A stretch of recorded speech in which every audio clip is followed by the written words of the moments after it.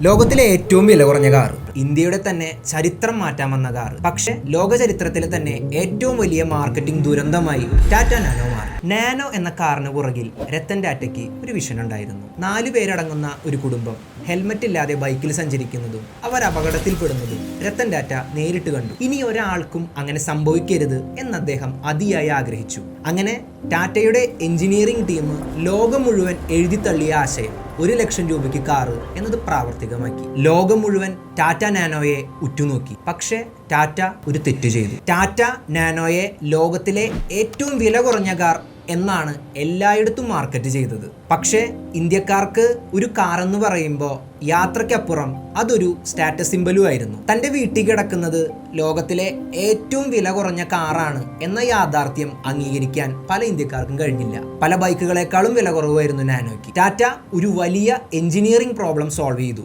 പക്ഷേ ഇന്ത്യക്കാരുടെ സൈക്കോളജി മനസ്സിലാക്കുന്നതിൽ ടാറ്റയ്ക്ക് തെറ്റുപറ്റി. അങ്ങനെ ആ കാറ് നമ്മുടെ ഇടയിൽ നിന്നും പതിയെ അപ്രത്യക്ഷമായി.